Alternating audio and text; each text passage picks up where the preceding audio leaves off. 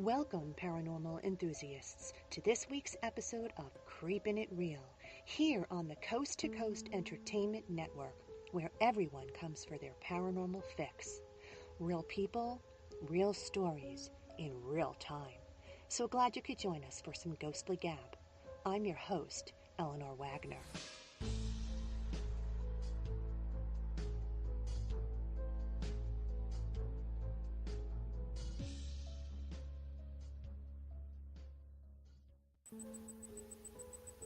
Hello, everyone. As always, I appreciate you hitting the subscribe tab, follow button, or show app on your podcast of choice.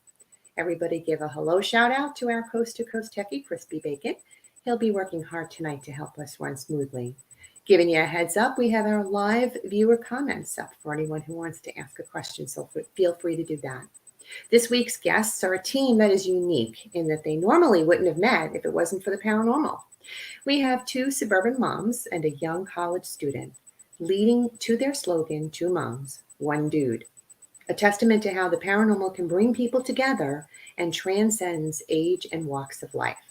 One's a clairvoyant and leads the team with his vibrant energy, and it's no surprise that he brings home spirits every now and again.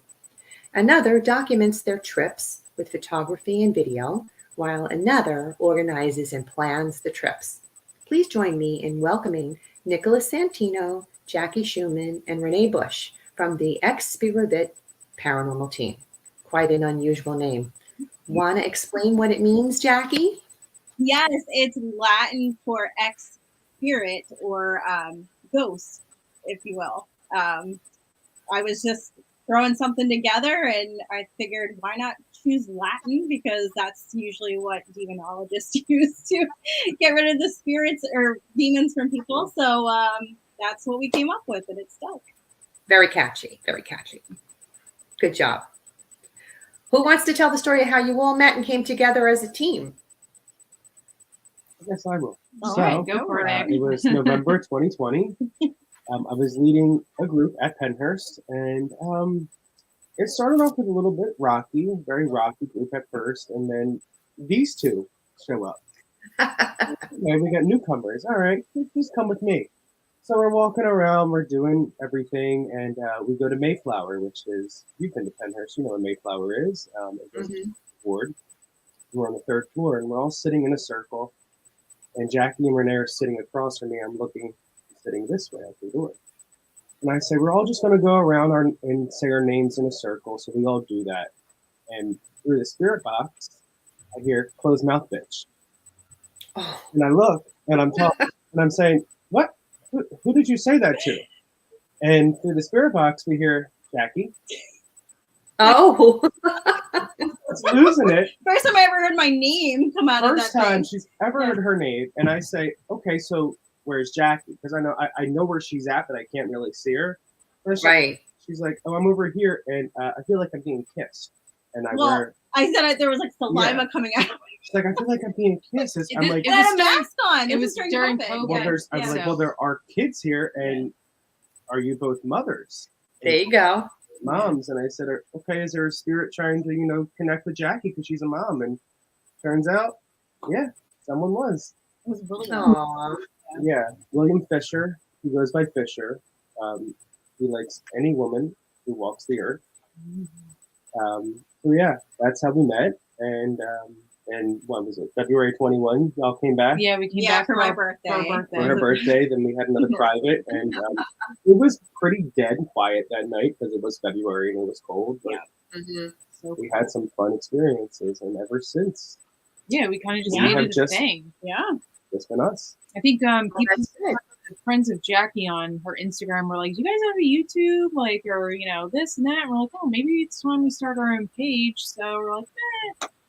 Yeah. So we started April 2022 Yeah, we when started we last launched. April. 21. Or I'm sorry, April 21. All the years are running together. Yeah. They do. They all kind of blend. It happens really quickly before you know it. And it's funny that you went back for your birthday because 2019, it was February 22nd, 2019. I celebrated my birthday in the Sterling Hill Mines on an investigation. So that's my ideal birthday present. Your birthday's in February too. It's a great month. Yes, it is. And Pisces are very intuitive too. So if you're a Pisces or a Capricorn, I'm um, Aquarian. I'm a Pisces. Yeah, we're Aquarian. Very, very the water signs. They were all very, very sensitive. Well, I know your clairvoyant and leader is Nick. Yeah. Who does the documenting and who does the team organizing? I do the team organizing. I do the documenting. Yeah. Photography. One of Well, I her. love that I'm sorry. Go ahead. No, it's okay. One of the. I'll brag for her. We were at Penhurst in May, and we were standing in the VIP line to meet Project Gear. And she's snapping all these photos of Alex Schroeder, and he's standing there and he's like mumbling to Tanner, and he's like, "Why is this lady taking photos of me?" About it. I was like, Renee, he's She definitely wasn't. talking about you. And this other person in line was like, yeah, he was definitely talking about her taking photos of him. The more I try to be discreet, the worse Yeah. it gets. worse it Like, I gets. just Oh, that's funny. These great photos, we post them to our Instagram. She tags them in it, and Tanner shared them on his grid. Wow, that's cool. Oh, from our corner, so I'll brag for her. And if it wasn't for you taking the photo at Lizzie's last year, we would have never gotten our little visitor in the window. That's to come later. That's to come later. Yeah. That is a picture. Wow. Well, I love that you invite others to tag along on your investigations too. I've done the same thing over the years with outsiders, and it's often led to new team members joining the team or just people learning and growing from the experience. Yep. Yeah, I mean, we're all about para-unity and getting together with other teams. Like, we met up with the Paranormal Patch. Her name's Kaylee. She's awesome. The Haunted Archives, we went to the Conjuring House with that team, too. We're always open to meeting new people. I mean, we're just, I don't know, we're just like a really friendly group. And that's the way it should be, don't you think? We're open to hearing other people's experiences and you know, just see how they navigate investigate. them. Like, just, you know, to get a different perspective on how they investigate, like what technology they use, and it's interesting. Are they the equipment You level? learn new things too. It's a good way to learn new techniques and new equipment and that sort of thing. Yep. Are either of you girls sensitive like Nick is, or no? You know, I feel like I was talking to our friend Jenny Lynn. She works at Penhurst as well. I was talking to her about this, and I'm like, I feel like the more I've been doing this, the more I'm starting to pick up on things. Yeah. The same thing. She's been doing this over 10 years. And she's like, no, you definitely will. And lately I've been like knowing things without knowing how I know them. Not necessarily like on a paranormal investigation, but like things have just come to me. And I'm like, how do I know this? Like, for example, I don't know if you, like our viewers probably know this, but like in Chester County, we had Danilo Cavalcante, the guy that broke out of prison. Yeah. And I'll give you an example of something that happened to me recently. I was at Target when I was shopping. We're going into day 14 of him on the loose, right? I hear in my voice, for whatever reason, it was my sister's voice saying they got him. And I'm like, I didn't think anything of it. I go to the bathroom. Obviously, I check my phone in the bathroom. And I'm like, I go on my phone and we got an alert from 911. We were getting reverse 911 calls because we're in the county. And it says he was caught. And I'm like, how did I know? Like, how did that happen? It was like within 10 minutes of me hearing my sister say they got him to that. So like weird things like that have been happening to me. And then I like when we're on an investigation, all of a sudden, like I'll just ask a question that I feel like they want me to ask. And then you know the equipment starts going off. So I don't know what it's called, but I am starting to sense things. But well, they say that everybody has it.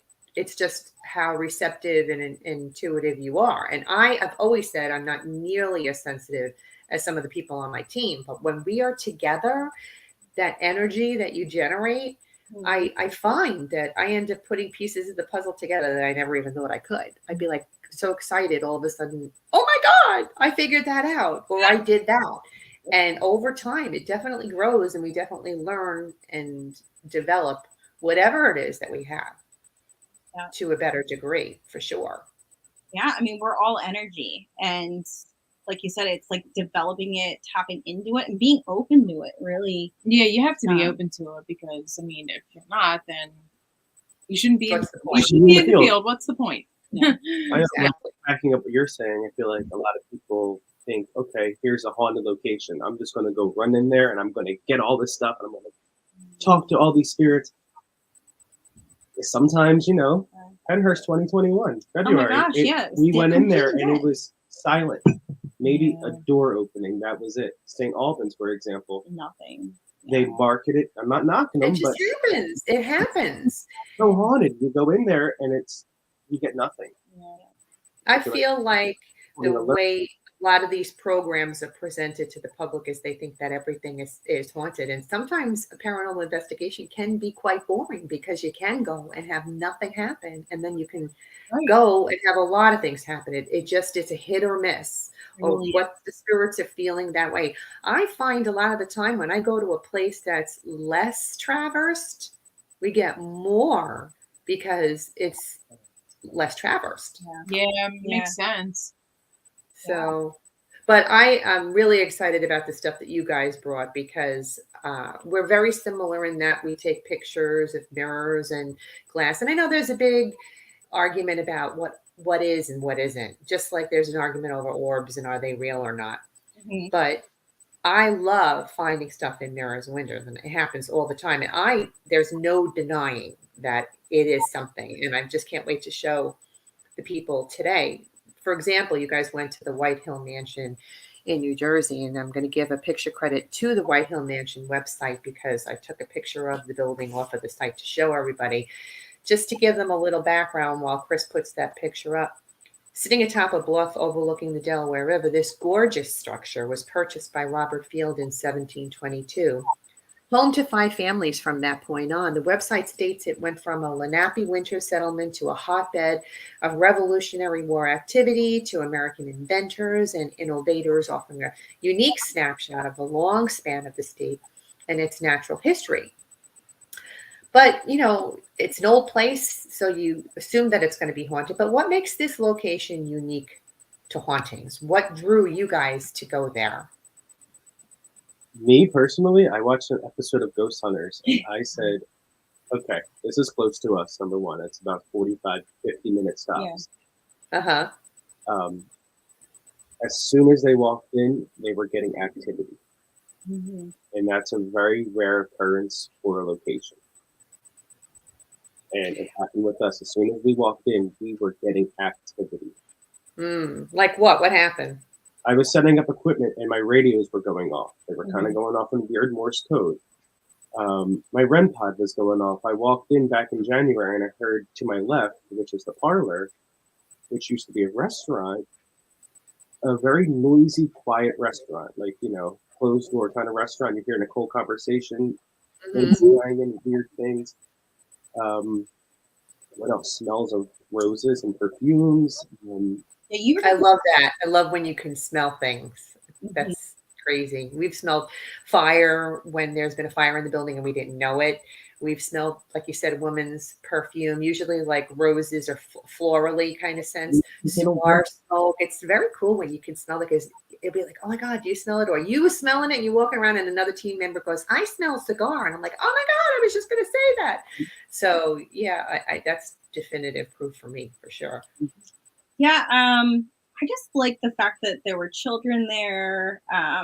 There's so much history to it. I think trying to recall there's definitely ties to like the Revolutionary War there. Yeah, I think there were like soldiers camping out.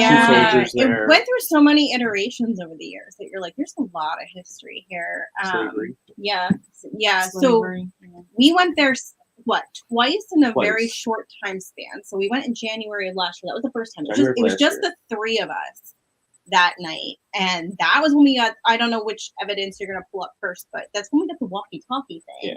That was crazy. Well, tell us about the walkie-talkie thing, because I'm going to show them the picture of the mirror. That's the one I want them to see. But tell us about the walkie-talkie thing.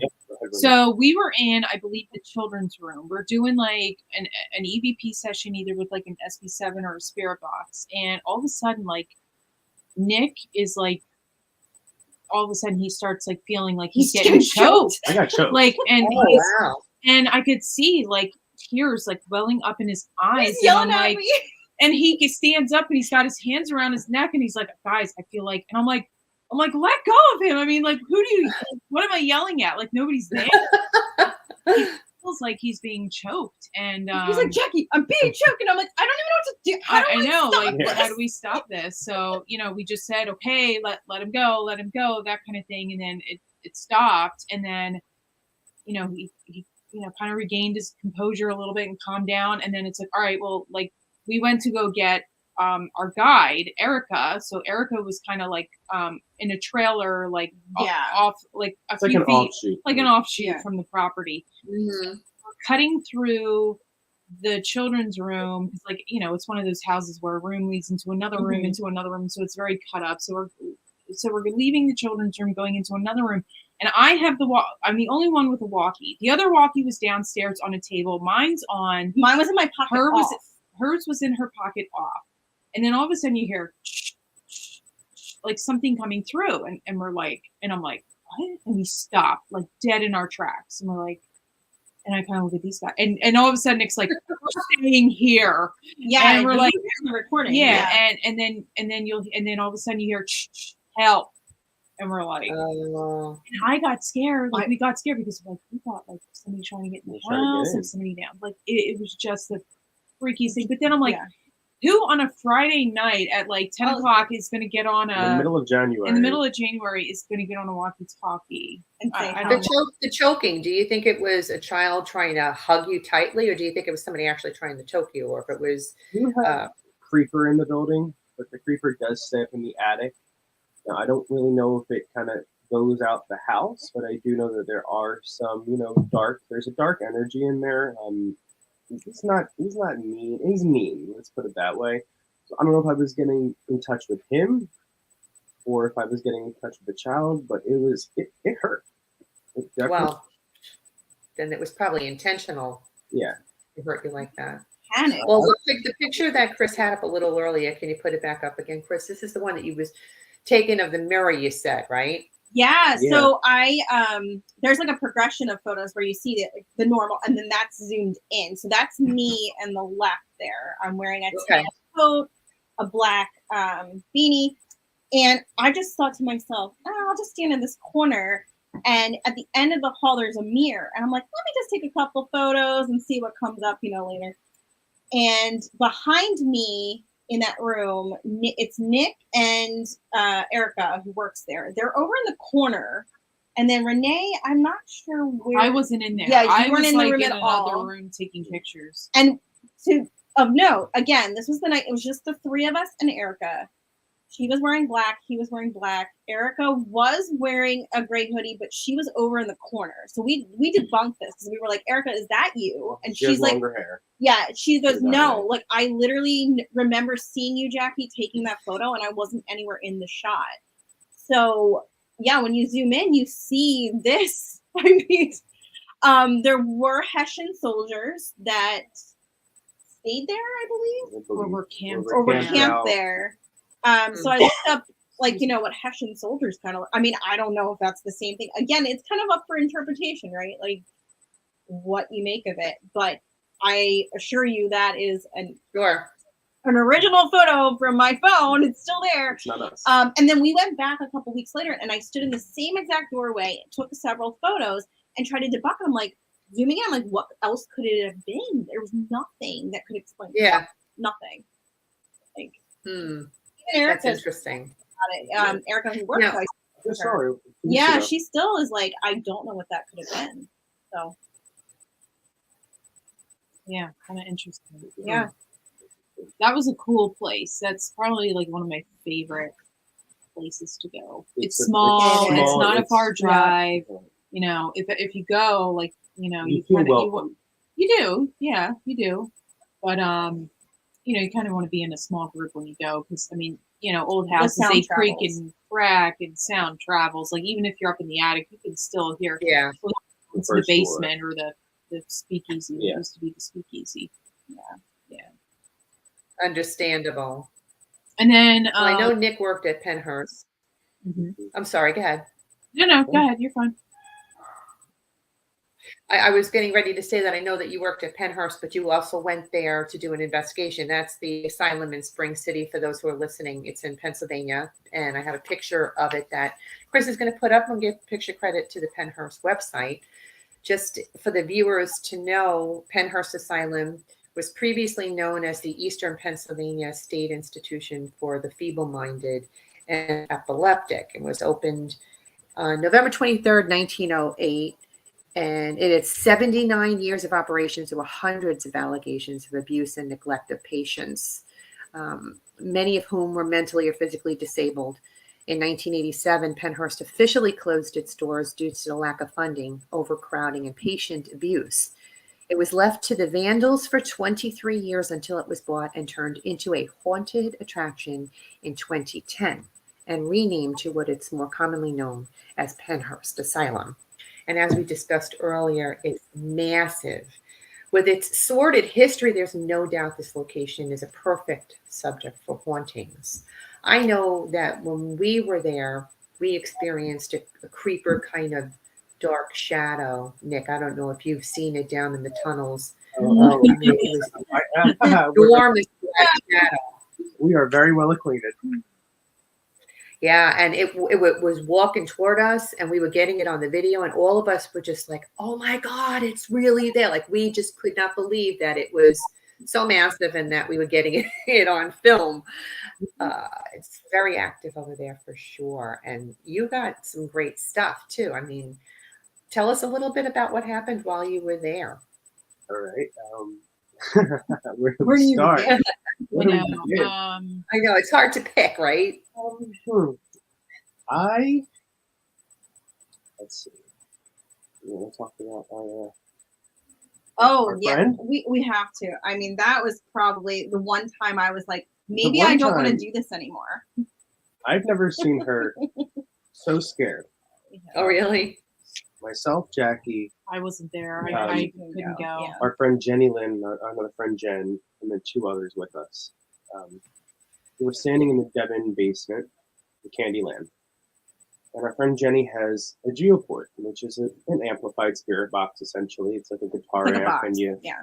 hook up the spirit box to the back of it. It's just louder spirit box. And we're communicating through something, and I'm looking up, and I'm saying to Jen, I said, "There's something in here that's not, it ain't human. Something's were. wrong. The energy shift." I said, "It's coming in and it's going around us and it's going out." Like you could feel a breeze. And like, I it said, was "And mind weird. you, birds don't fly at night." Mm. And the entire energy just shifted. And all of a sudden, the screams start coming through the box. It's these screams that we've never heard before. It's these yelling, and it's this weird up and down boop boop boop. Between that and then it's screaming. It's just like, and It's it that went kind of on for stuff. 4 minutes. 4 minutes solid. long. Yeah. Yeah. It stopped. It doesn't stop. I jokingly say, "Bind thyself to the foot of the cross, go back to hell wherever you came from." Oh no. And he says, "In the name of Jesus Jesus Christ, I Christ, compel you yeah. to stop." It stops. And I said, "All right, let's give it a second." It stopped. And it's you're still feeling the energy, and we turn it back on, and it does the screams again. Mm. And then through that as well, it says, "Rip its heart out." Yeah, and then we Oh, had on, somebody else had like an Someone had- yeah, Ovilus Ovilus. app. It said stuff about heart, and I freaked out because I have a heart he has condition. a heart condition, and I'm like, is this thing trying to get to you? It's trying to get to me, and it's saying, "Rip its heart out." She grabs onto me. I know, I'm like, that's the whole time, like, Nick. I don't In know. sheer fright. Yeah. And I'm silently praying to myself, and it's screaming and it's yelling, and I said, "All right, it's gone. Shut it off. It's gone. I want to get out of here. We have to get out of this location." And then it was silent for the rest of the night. About 2 weeks later, I go back to Pennhurst, and it's just myself and my friend Jenny Lynn. And she was doing a live in Rockwell Tunnel. I gave her a hug. I said, "Good luck. I love you, blah, blah, blah. If you need me, I'll be here." All right. I'm just sitting down Mayflower. She's on the opposite side of campus. And it's 7 o'clock at night. Her live is supposed to only go until 9. I'm looking. All right. It's 9:30 now. What's happening? Okay, I can't get in touch with her. Phone call doesn't work. I try yelling her name. She could probably hear me, but nothing. I try texting her. Text won't go through. I text my friend, and I'm like, listen, I don't feel comfortable. Can you just come over? I know you're over at maintenance. Just drive over with me. Just hang out here with me for a minute. Something's off. So we go into Mayflower together, and I turn the REM pod on. And we just start talking, and I start talking about demons. I'm like, is there really a demon here? I don't really believe it. I never witnessed it, but I did witness some weird shit last week. And she's like, oh, yeah, it goes by Dave. And as soon as she said Dave, the REM pod goes off. But it doesn't do what it's supposed to do. It stays at a pitch. I said, okay, interesting. We go to the second floor. We start mentioning him again. It goes higher. We go to the third floor. It goes extremely high to the point where it's like, okay, this is not normal. This REM pod activity that we're experiencing, it's not normal. Let's get out of here. Let's go find Jenny. So long story short, we drive down the Rockwell Tunnel, and I just whisper, hey, Jenny, where are you at? She hits me back with, who the fuck you talking to? Oh. And I run down to Rockwell, and I'm like, whoa, what's going on? What's going on? What's going on? She's like, I don't know, but I'm up here. I'm looking at you all from up here, and you're down here. I got to get out. So I grab her, and we start running out of Rockwell, and she starts, I'm going to throw up. She starts shaking. She's getting really shaky. Freaking out. I got to throw up. She throws up a little bit, and then she's good. Now, Jenny is the type of girl to kill a pack of cigarettes. So this is abnormal. This is not normal. She turns to me, and I said, why don't you get in the car with us? I'm fine. I can walk back myself. I said, okay, this is not you, Jen. I don't know what this is, but this is not you. Can you just get in the car with us? No, I'm fine. I'm going to walk back. Okay, fine. She tells me that she felt something come from above her, through her equipment, and out of her. And then she starts screaming, and she is yelling, and we're hearing her yelling, and she's convulsing, and she's laughing, and she's... Oh my God, that's crazy. Oh, that's crazy. And then she throws up. She throws up black liquid, she throws up white liquid, and she throws up this small little bird thing. I think that's what you could see. That's what I saw. Like clairvoyantly. Clairvoyantly. It was a bird. She physically didn't throw up a bird. It was just what I saw was a bird. Mm-hmm. A bird. And it just flies away. But then I see like two elevator doors opening and closing. And it's Penhurst. Pristine, beautiful. There's nurses. There's the fountain. There's children. There's kids touching her. Is she one of us? What's going on? What's going on? Is she one of us? Is she one of us? What's happening?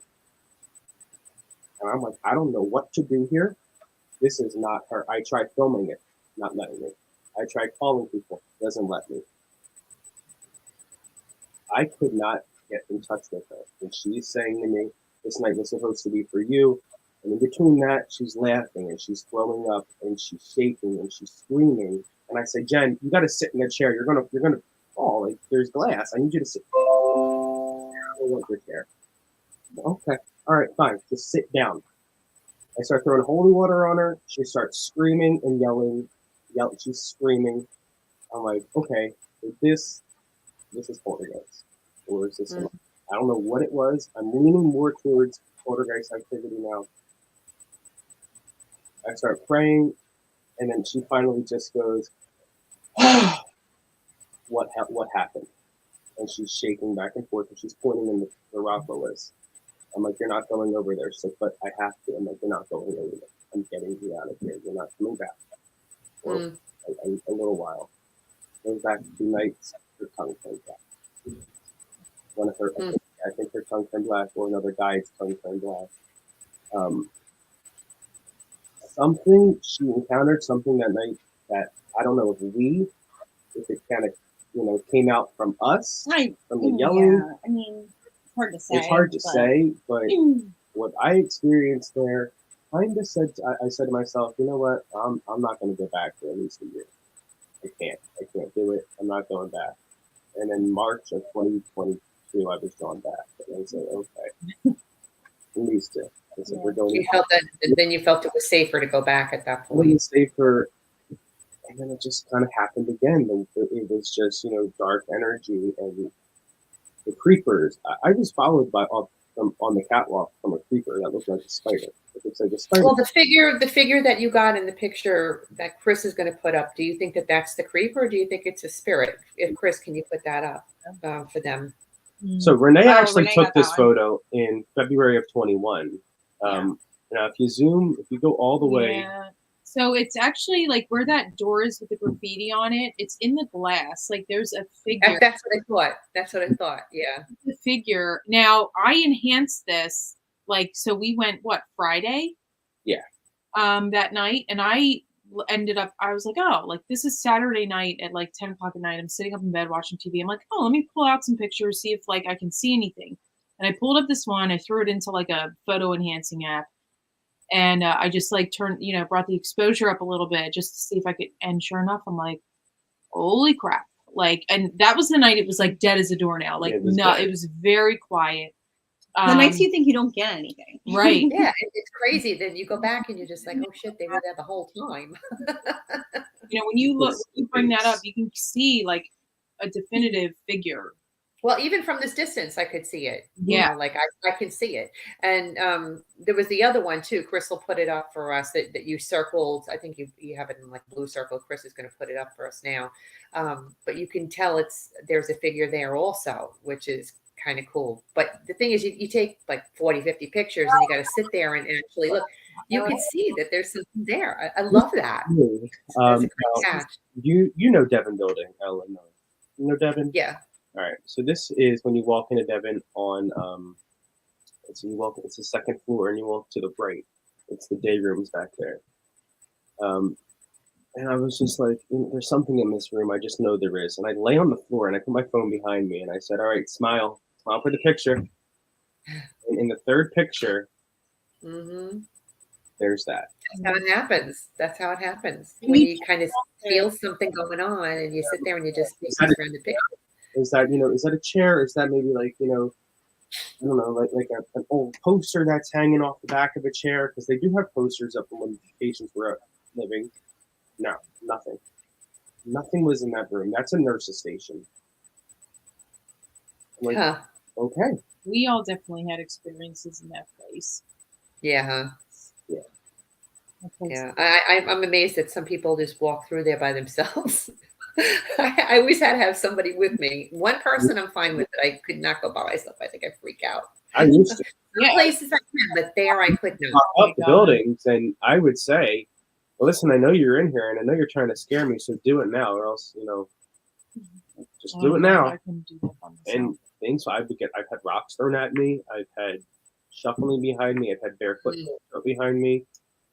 The first night we met you in Devon in that day area, this was like my second paranormal investigation in my life. That was her first one. It was like off the hook. You could hear a little girl humming. Yeah, she was just musical scales. We were like sitting in a circle, lights out. Yeah. The only light that coming in is like the moonlight. We're all quiet, and then you just hear like it was like. And I'm like, what? I'm like, where is this coming from? Yeah, and everybody heard it, and it was just like coming from like all directions. Like it was like sad. It was, I don't know, it made me sad. It was sad, but to me it was comforting because it was like beautiful. I don't know, it was sad, yeah. It was creepy, it was beautiful, it was like all these different like things that like Emotions, all these different emotions. So like, made me think like, I hope this child is in a better place. And I know people listening and watching who are skeptics, like my husband at home. Hi, hon. We're all crazy. You're just you're imagining this, but here's what makes it different. Everyone else is hearing the same thing. Right. And it's not just one person hearing it. You be hearing it and you don't say anything, and then the person across the room says, you hear that, and then you're like, what do you hear? Humming. Oh my God. Yeah. And like my husband's like, oh, they probably just had a stereo in there with that. And no, honey, they did not. Yeah, I have one of those at home too. Oh, yeah. But we also, until something happens to him, then he's like, that's the thing, Eleanor. Like there's people out there who probably think we're all crazy. And it's like, you know what? You can believe what you want to believe, but unless you are there, Witnessing it, you experience it. it's not real. Yeah. You can't. Or if you're sensitive, it's even harder then. Right. And I just tell everybody, I'm not out to convince anybody. You can believe me or not. This is what happens when I'm there, and I can tell you the story, and you can think of it as just a haunting story. I'm trying to scare you, or believe it. I really don't care. I'm just sharing, because there's no convincing people that don't want to believe. So. Mm-hmm. It's a very personal journey, I think. Yeah. And when I talk about it to people, like my neighbors or like people at work, like they're kind of like, they're wow. intrigued. They are intrigued, but they're like, I could never do that, and it's like, hey, it's for everybody, A lot of these places we go to, they have like a very dark and depressing history. They're very sad, the things that were like Penhurst, Absolutely. And Allegheny Lunatic Asylum, which we're going to put up next. Chris can put that picture up too. That in itself has a history too. PC credit to John Testa, who took this picture. The Trans-Allegheny Lunatic Asylum, constructed between 1858 and 1881, is the largest hand-cut stone masonry building in North America and is purportedly the second largest in the world next to the Kremlin. Enormous. It was designed by the renowned architect Richard Andrews following the Kirkbride plan, which called for long, rambling wings arranged in a staggered formation. I mean, it's very daunting for sure.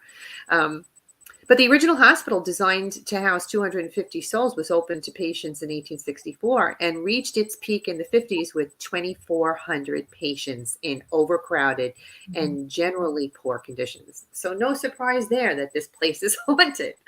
And I'm sure you guys experienced just as crazy stuff when you were there as you did when you were at Penhurst. Yeah. The bats. Well, here's a fun fact about the Trans-Allegheny Lunatic Asylum. It sits on 666 acres and 13 buildings. Yeah. Isn't that crazy? Yeah. 666, you said? I don't like that number. She doesn't like that. Oh. And every hour there is this loud alarm that goes off. I think it was just at one. Really? No, it was just at one point. Yeah, there was a loud alarm that goes off. It was like 10, alarm. 11 o'clock at night. But the bats. Oh my God. Can we talk about Let's talk about the bats. Not only is that creepy looking, right? But when you're in there, like the bats come as quick. They clip your hair. They clip your hair. It's awful. They're bats. Whew. Yeah, that was. Do they really? They come that close to you? Yes, and it's on like every floor. I mean, like rabies. The ceilings are low. Yeah. Let's put it that way. Oh. The ceiling, they kind of go up and down. They're ramps almost. Yeah. And so the picture with the fern in it, is that from Trans-Allegheny? Yes. It's actually decent inside the building at some spots, because I've never been there, so I pictured it to kind of look like Penhurst, which is falling apart. The common areas are beautiful. Very pretty. It's very well preserved. The floors are beautiful. There's 4 floors, right? 4 floors. 4 floors. And we did an overnight public. But luckily we're like able to be in our own group, and basically you're there from 9 p.m. to 5. We made it till 5 a.m. Yeah, it was like 2 wow, good for you. 2 hours of 2 hours of floor. So you kind of like have to stay if you want to see all the floors. So that photo I think that you're about to show next, that was about, I think on my phone my timestamp is like 3:30 a.m. I was so delirious at that point. Yeah. We were standing in this it was like an old auditorium. I forget which floor. I feel like it was like a woman's wing. Women's wing, I think. We're all facing this giant auditorium, and our guide AJ was talking to us about it. AJ? And I mean, again, I'm tired, and like I said to you, I don't normally feel things or sense things, but it was one of those moments where I'm like something's behind me. And so I turn around, and as you can see, like I think that's like AJ's elbow, like he's facing the other direction. I turn around, and something just tells me to take a photo. And I could see the mist. That's why I took it. I could see the mist with my own eyes, and I'm like, I don't really know what I'm looking at, but I'm just gonna take a photo. Didn't look at it until the next morning, and I'm like, guys, what the heck is this? All right. So you tell me, what do you see? Because I want to tell you what I see. What do you see? So it's kind of grainy. I'm not sure if like it's kind of grainy on here, but when you look, you see this white mist that's opaque enough to like black out the wood there, and you can see elbows, you can see legs, and there's it's like a man wearing like a tank top. That's kind of what I Yeah. see. Yeah. I see a female from on one side. I see the man that you're talking about, but I also see a female, and I've seen this before, where you get a visual of spirits in different sizes, almost like you're watching a screen, like a movie screen, and you get this full vision of it. I see a woman like that's a stunned woman, and if you look at it from a distance, like I'm looking at it from here, I see the figure of the male, but I also see a woman Comes up her, and Yeah. then she is in the lower left hand corner. I never saw that before. That's crazy. And that ends up happening 'cause a lot of the times you'll see somebody else will see something and they'll point it and you're like, oh my God, I didn't realize that there is another one right there. But I do see the male, but I see this female, but she's on a larger scope. Like she's, Yeah, you see more of her face. Yeah. yes, Yeah. you see her face. Um, Yeah. And she looks like she's from like the 40s or the 50s. Like she's kind of got that curly type of short haircut. Mhm. Yeah, the where the you can see the wood to the door frame. I mean, I could Mhm. see that being blocked out by some kind of mist. And Mhm. I did send this to AJ, our guide, after we walked, like, a couple of days later, and I said to him, I'm like, hey, can you help me debunk this? Like, is there a light source coming from that hallway? And he sent it to the Tala like group chat or whatever, and he's like, we can't figure out what that is. Like, there's no light down there. So I don't, again, it's for what, depending on, it's like beauty is in the eye of the beholder, right? Like, I know what I saw that night and what Right. made me take a photo and what I felt. Right. You felt something that made you take a picture. So there was a reason for that. And be Mhm. like, what is going on? Yeah. Like there's something watching me. I Yeah. think that's just really cool because I don't No, have you shouldn't. clairvoyance. Normally I don't. don't really, but we are beings that can sense these things, and that's what I got. So It's good that you trusted your gut though when you Yeah. trusted that feeling to say take a picture, because then you get good catches that way. Yeah. The Lizzie Borden house when you guys went. Oh my gosh, you got some really, really cool stuff from there. It's in Fall River, Massachusetts for the people that are tuning in. And I used the picture that you guys took because I think you're on the front stoop of the house in the photograph. And I love that picture. So I sent that to Chris and he can put that up in a minute. I mean, all you have to do is mention the name Lizzie Borden and you know the story. I mean, I remember growing up and remembering the song Lizzie Borden took an axe, gave her mother 40 whacks. When she saw what she had done, she gave her father 41. Though I don't know how true the number of whacks mentioned in the song is to the real murder. It's just this very ghastly and gory history to Lizzie Borden. But no matter how it goes, the location is one to a well-known and grisly murder that Lizzie Borden was accused and acquitted for back in 1892.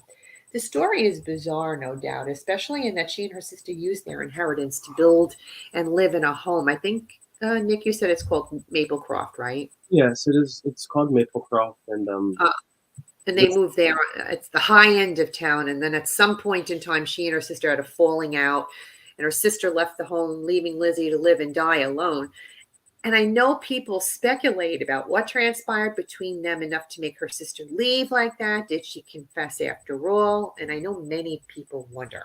I've spoken to many investigators over the years who've been to the Lizzie Borden house, and it's never disappointed. Talk to me. Tell me what happened. okay. So Yeah. I have been invested in this case since I was 6 years old. Yeah. I'm 23 now. And I have always just felt a very, very strong connection to Lizzie. I've always felt she didn't do it. She was framed. She's told me I haven't done this. This is not me. I'll get into my belief and my theory in a little while, but Mm-hmm. 2008 was the first time I went up there, and it was August 6th, 2008. So it was 2 days after the murder. I had to correct a tour guide. This guy shows a picture of Sarah, which is Lizzie's birth mother, and he says, Mhm. "This is Mrs. Boyer." I said, "No, she didn't. That's not who was murdered. Abby was murdered. You have the wrong information." And kind of just since 2008, it's been a yearly thing where I go up there. I've had my 14th, 15th, and 16th birthday there. I took them last summer for the first That time. was the picture. That was the picture. Yeah. I've had Lizzie say happy birthday in my ear. I've had a woman, Aw. Emma, the boy's back. I've ran into Andrew Gordon himself at both times when he's a young man, when he, had an apprenticeship building the home, and when he's bloody. And it's creepy waking up to a man on the back staircase saying, "What are you doing back in my home?" Do you think it has something to do with past life? 100% I do. I've actually been told. Because I know that these connections people have to certain things. Like my daughter is really connected to the Native Americans and the woods. And I'm telling her it's a past life, just like I'm connected to the Victorian era. I mean, we have many past lives, but there are some that just resonate in our minds and we're drawn to them. And that could be your reason for the Lizzie Borden house. What are the mediums? There were Yeah. 3 mediums tell me you grew up with her. You knew her. He knew you. You were 6 years old, and she would come out the front door, give you a hug, give you peppermint See? and I truly That's believe interesting. that. And Oh, I do too. I do too.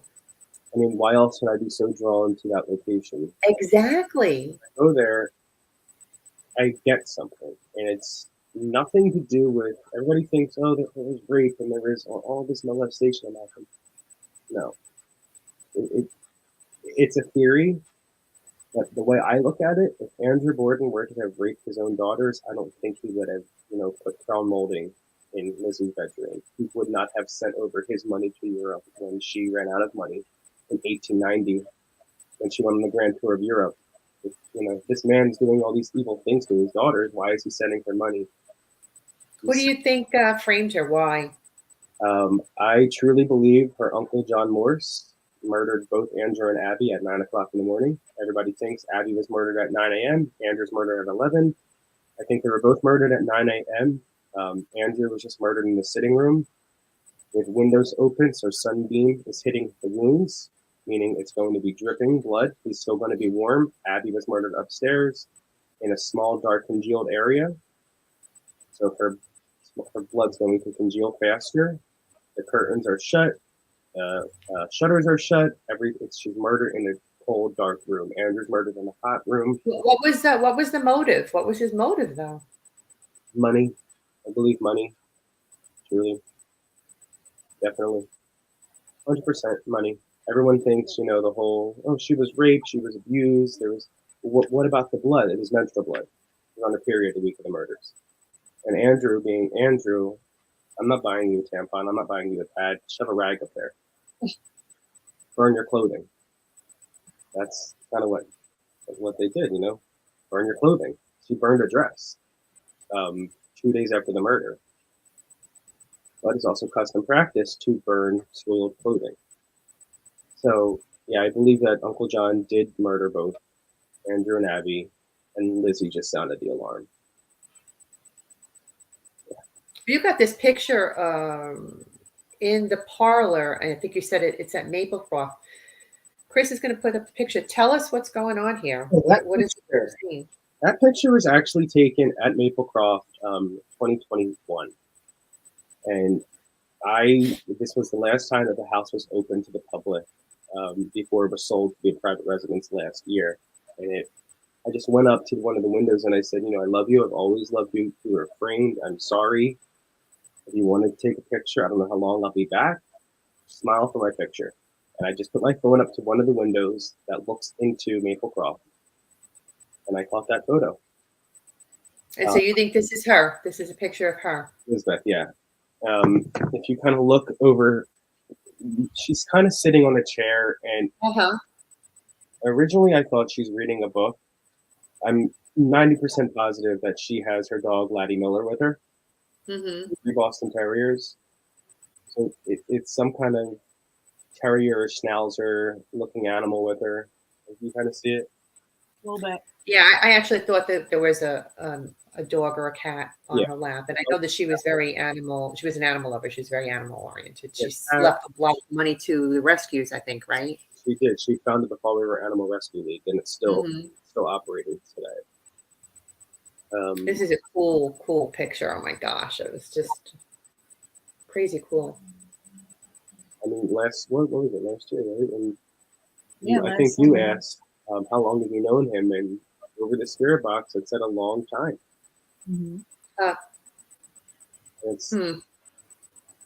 She at home. comes through every now She and comes then. through every now and then. She will, and Yeah. she'll just come through, and my voice will change, and I'm like, okay, so you're coming through to me instead of Fall River, it'll be Fall River.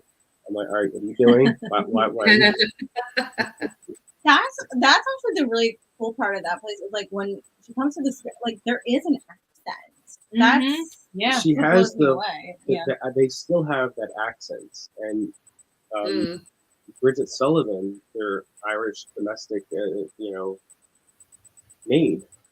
You'll smell food at 3 o'clock in the morning, and historically, Bridget would have to wake up around 4 a.m. to get everything started. Start cooking and start fire. And why am I smelling? Remember last year? Remember that when you're smelling stew or something? Is that? I think yeah. Yeah. I love this one in the window. You Sure. can definitely see the figure in the window. Yeah, that picture's taken in the guest room. That's where Mrs. Borden was found, but That's where John Morse. that's also where John Morse slept. Was sleeping. Yeah. And there's nothing there's no window units. There's nothing blocking that window because we've all been there. Been in there. Yeah. Now, who do you think this is? I believe that's Emma Borden, around 12 or 13. She did go away for a little while. She went to Wheaton Seminary. It was an all-girls school. She just went away. And there's a picture of Emma. I think I sent it to you as well. And she has her hand above it. She's in a beautiful gown, and she has bangles on one hand, a bracelet on the other hand, and she's just staring directly into the camera. It's a sad face. I believe that is Emma at 12 or 13 years old. You know what you should do? You should do like a dual shot, like you did with the next photo of the dad, Lizzie's dad, because that's a great catch, and Chris can put that up. How you did the dual, like you could tell that's him. That you could tell it, and you should do that with Emma too on that window. What's interesting about that window shot is we were on Instagram. There's another team. They took a photo of them out on the corner. Out on the corner, and they the way. saw the same thing in that same window. And I remember commenting, I'm like, oh my gosh, we got something in that same exact window. And I know people are thinking, well, there's got to be something in the window sitting, but it's like we've been in. There's not. He knows enough people that work there. We've asked them, and they're like, when they go and in that clean the window. home, we were the last in that house. And I just said, why don't we get a team picture? When they ran across the street, she set her tripod up, and I just said, I remember just saying a smile. That's it. Huh. Yeah. Now, how did you get the picture of the dad? How did you get this photo? I took that picture in 2021, and it was me and an old friend of mine. We luckily, we lucked out, and she said, "Is there anybody staying at the house tonight?" And the tour guide was like, "No, it's just you two. Everybody canceled, so you have free room of the entire home." Good luck. And I said, luck is not going to be needed. She was upstairs. I was just downstairs. She was passed out. And I said, you know what? This is a very quiet night. I'm just going to start taking pictures. I said, Mr. Borden, where are you at? Now, the new owner, he did change a lot of things. I was friends with the previous owner. Previous owner had doorknobs, historically doorknobs on the doors. I'm guessing Andrew was upset that his locks were thrown away. Oh. The doors were unlocking and locking. And I said, all right, I'm just going to take a picture of you. And I stood on the steps on the staircase, and I looked into the parlor, and I just took that picture. And I said, okay, you're in there. Oh, cool. I just blew it up, put it side by side, and I enhanced that. And I said, all right, it's Andrew. So that's that picture. And that's how you knew that you I had an experience. So I stayed in Lizzie's bed or in her bedroom, well, in her bed. Yeah, and it's the original bed frame, right? Original Yeah. bed frame. So I wasn't. I had had surgery just a couple weeks prior, so I wasn't feeling well. So I was in the bedroom by myself while they were at dinner. He walked me back from dinner, and I was like, I don't even care that I'm alone at this house. I need to lay down. So at some point they came back. Renee comes up to the room, and we share. So in Lizzie's bedroom, there's like Emma's room is Emma's right room to is the right- left. yeah. So as soon as you walk in, you're seeing like Lizzie's bed directly in front of you. You immediately turn left, and then there's a door that goes into Emma's bedroom, and that's where I slept. Yeah, so she came up, got Went to something get out of her something. room. And I shut the door. Like, you know, old Yeah. doors, you have to like pull them, latch. So I remember pulling it, and it was like I could feel it, like it was like giving, like, it's one of these. So I pulled it shut and like tight, and then I just like turned the knob back, and I could hear it like latch. I remember hearing, because I'm in the bed, she's basically leaving the bedroom, and I remember hearing her pull on the door to test it to make sure it was shut. Yeah. So anyway, I don't know, maybe 15 minutes go by, and I hear the door upturn. The door pops open. I sat up, and I'm like, "Oh, Renee." And There's no one and there. we were in the guest room. Yeah. We were in the guest room doing a spirit box session with the door shut. Mm-hmm. Yeah. And I just froze, and I'm like, "Okay, I'm not getting out of this bed." Yeah. So then, I don't know, 10, 15 minutes later, she comes back up, and I go, Renee, did you come back up here and try to come in the room? She's like, no. I'm like, look at the door. And she's like, I know I shut this door. And I'm like, bed. Like, Yeah. First time that ever happened to me. It was nuts. And then my Yeah. experience was, so when we arrived, a tour was going on. Louise was giving a tour. So we kind of just like, you know, meandered like through, and we were kind of just snake your way through the home. Yeah. So we started going upstairs, and they go into the guest, you know, the group goes into the guest bedroom, and I kind of just like dipped out, and I'm in the hallway. So I'm like right outside the guest bedroom, taking pictures like directly into Lizzie's room. And I don't know, it was just kind of weird. Like I just saw like a figure go by so quickly. Like if you ever saw the movie Beetlejuice, the scene where Otho and Delia were walking up the stairs, and they're getting ready to like, you know, destroy the house, and she's like, oh my gosh, she's like, look at this place, it's like a giant ant farm. And then all of a sudden, like, you see Barbara go by like really quickly, and Otho's kind of like, what? It was exactly like that. It was so quick. You're kind of like, She stopped the whole tour. I was She like, oh my God. and I kind of just look over, and Louise is like, are you okay? And I'm like, I'm sorry, because I didn't want to interrupt her tour. So I'm just like, guys, can you come here really quick, you know? Like, yes, I saw it was a white dress and dark hair pinned up, and it went into, it was like in Lizzie's room. No, it was in the room. parents' room. It was in the parents' room. So again, it's In the back. you go through Lizzie's room to get to the parents' room, and then there's a bathroom, and then there was what a pantry. It used to be, a pantry. And Then when Andrew, the tenant, so people, the house was built for a Southgard Miller, and when Andrew had the apprenticeship in the building, he said, "Okay, I'm gonna knock everything out." You know, it was originally an apartment. You know, so he turned it into a single family home. So that's why rooms go to room, and every door was locked. You know, Andrew couldn't access the front stairs. He had no reason to, since his room was in the back. But when Andrew's room used to be the kitchen of the home, and where there's a bathroom there, that used to be the pantry. So it's very weird. Yeah, like there's no hallways. There's no hallways in that house. You can't Who took the picture of this one in the parlor? Me. I took that. See, now, can I ask you a question, Nick? To the right, if you stand back to the right, outside the circle, outside the blue circle, you see the table right there with whatever it is. Mm-hmm. If you look up, and behind it, there's like a white kind of lacy curtain or tablecloth or something. Yeah. Above that, I see a woman in a black dress. So is that a photograph? Is that a photograph, or is that? So the photo. So you can see where there's a red couch, and then there's a small little camping chair.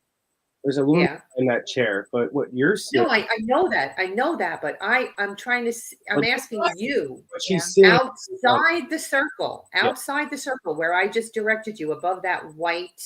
Mhm. Yep. You have the little table there, and then you have the white thing behind it. If you look right above it, there is a woman there. Is that a photograph, or am I seeing something there? Actually, what you are seeing is, I don't remember what it's called exactly, but it's Victorian, and you would hold it. It's a wooden photo. You for it to look pictures. You put a picture in, and there's two binoculars, and you would hold them, and you would kind of look through. Oh, okay. I know what you're talking about. I actually see a figure of a woman, and that's why I'm asking if it's a Yeah. photograph or not. It sits up on a very strange angle. Uh-huh. You know what I'm talking about? Yeah, like the I know exactly what you're talking about. Yeah. Yeah, it's Those, yeah, and Yeah, you yeah. hold it, but you can put photographs in it, or you can put, reading, scriptures, and you hold it out like this and you read it. That's what you're Gotcha. seeing. But I wasn't sure if I was seeing another spirit that you guys missed or not, because I see the one in the chair that you have circled, but No, I thought me, might be another one, and I wasn't sure if I was seeing it or not. I think it is Emma again. Me and Emma she don't like me. Emma doesn't. She was very she's just mean. Emma's she's just a mean older sister. She's Yeah, mean really. spirit. But I don't know what that is, but to me, it's a woman that has her hands behind the camping chair, and Emma, to me, it looks like she's just in a blue gown, and her hair is Mhm.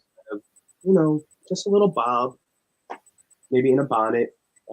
Could be Abby as well. I'm not sure, but I definitely know that I was not alone in that house that night.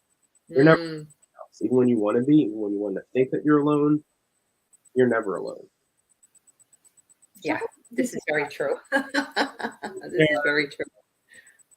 Lizzie, Well, she pops in and out. it's cool that you have this personal connection to the Lizzie Borden house, and you've gotten to know the people that were there. But you also went to the S.K. Pierce Victorian Haunted Mansion, which was a scary, I think, experience for you guys.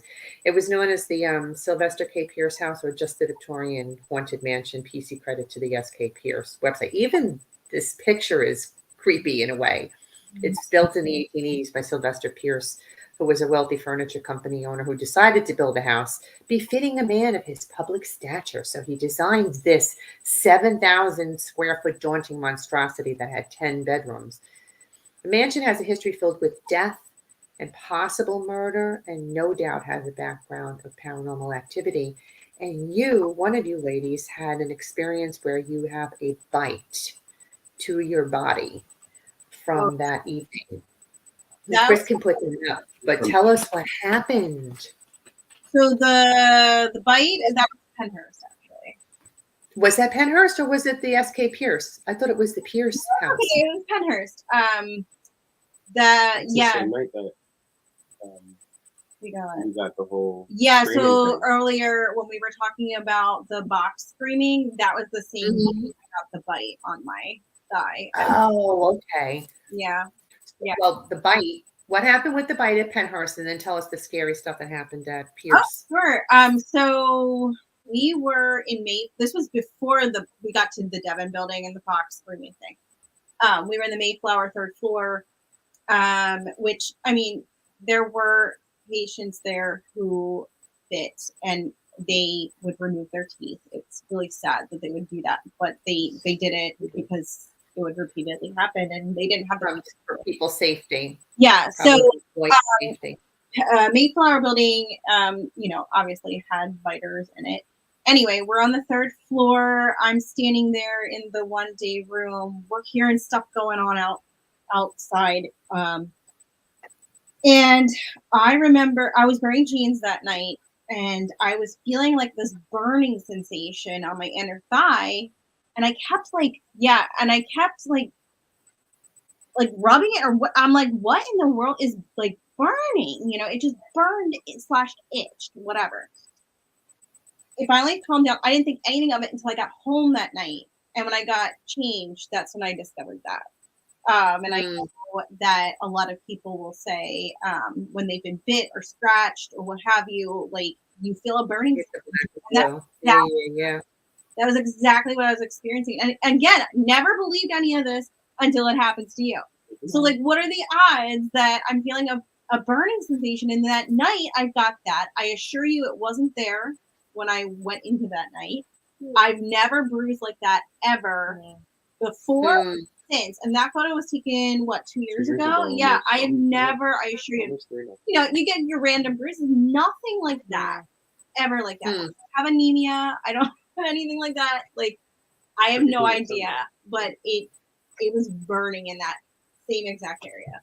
Well, it's good that you took the picture to document it, though, because I was like, what in the world? Like, should I be concerned about this? Yeah. Oh no, it's like a bite of me. Never. And I'm like, yeah.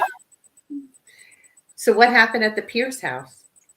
So that was interesting. I think we have a photo of a little girl grabbing a REM pod. Yeah, that was cool. I sent it. Yeah, I think I did. I'm pretty sure. It should be like a blue room, and then there's like a doorway, and you see the REM pod. Is it the triptych one? I think it's there's like there's three photos. There's 3 photos. So we're sitting in the room that's the billiard room where I think a lot of bad things happened. And we were just. Do you have that posted on your page where people can go and look at that picture? Because I don't think I took that picture. Sure, actually. Yeah. But that one we had. Yeah. So Nick was taking photos. And he goes, Rachel, I'm going to take a photo of you. Rachel's this like 3-year-old girl, and he kept seeing her peeking in the room, and that was the only time I think I've ever seen a full body go by, where I saw a little thing just go by.